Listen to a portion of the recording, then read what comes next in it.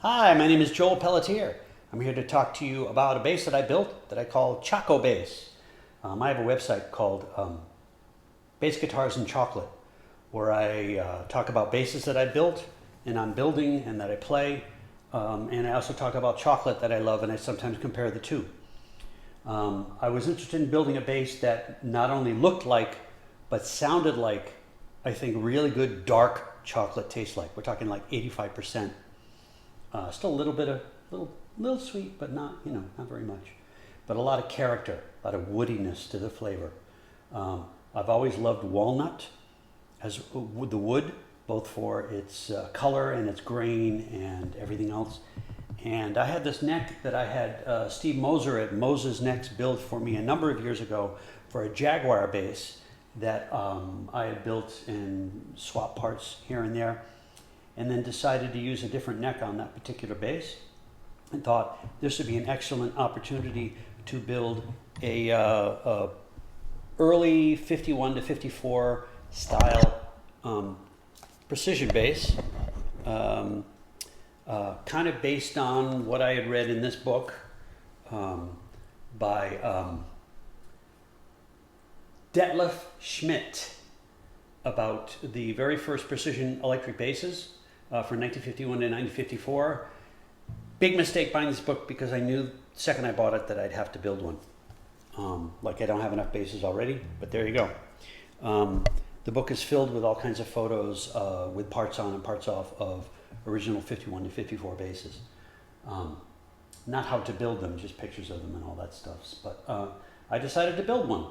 So I got a single one piece of walnut online somewhere. I can't remember where.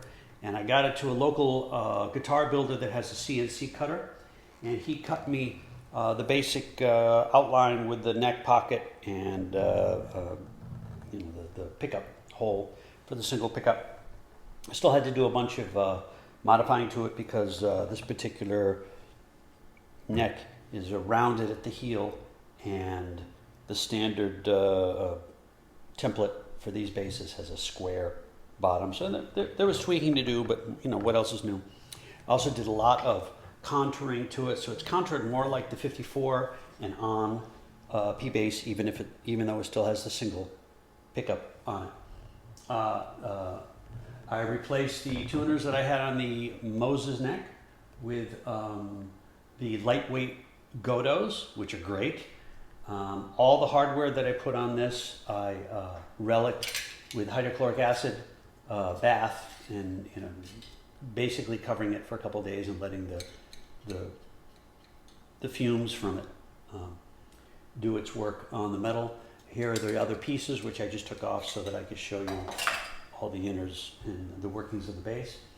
That included the knurled knob, the curled knobs there, and the original bridge style. I also got a pair of what is essentially like the original bridge saddles, which were made out of Bakelite, which was the 40s and early 50s version of plastic before they got better at it. These, I think, are plastic, but they're made to look and basically have the same tone and characteristics as the original Bakelite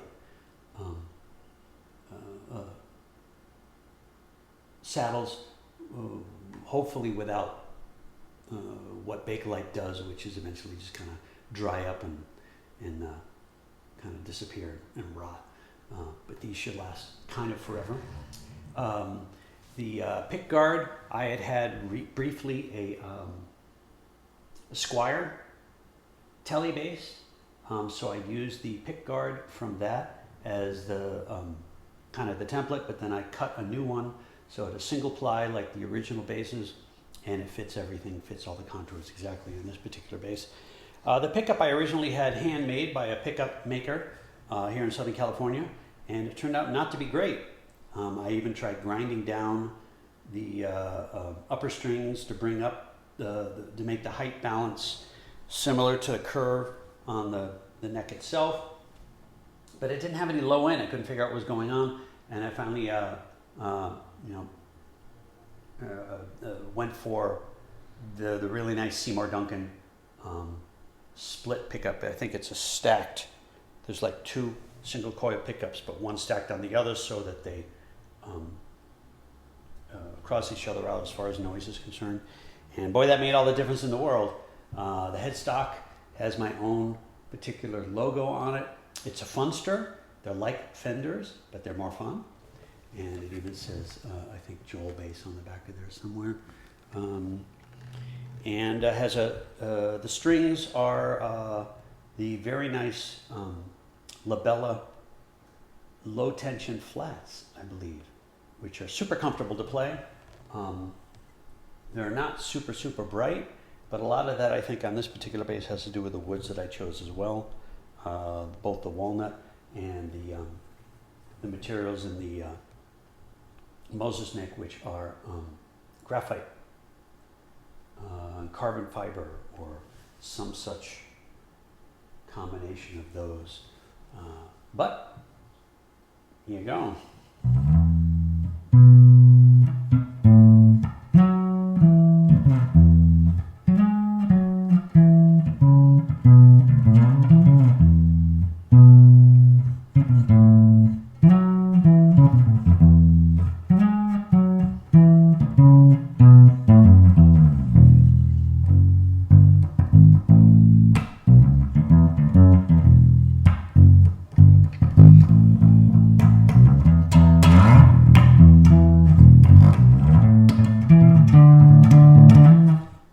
Warm tone, very chocolatey. Really does everything I was looking for. It still has kind of a bite to it on the attack. It doesn't have a super long sustain, just like the early basses. So you really get that attack. Originally, the original electric basses were supposed to sound like uprights. You were supposed to play like this and go.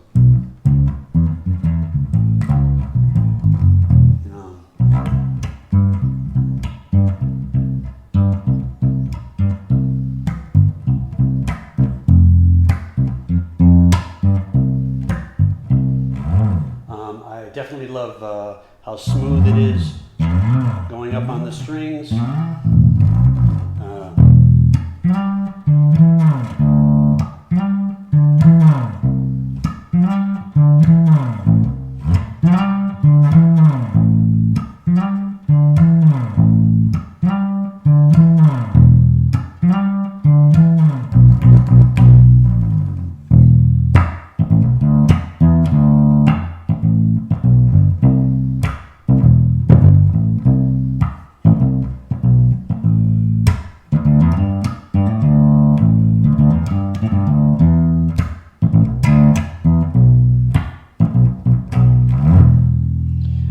The only thing I added to this design was the thumb rest there. Just a little, and it's kind of low and subtle, using a piece of walnut that was left over from the build itself to give a place for the thumb to rest. And here's some pickup stuff with it.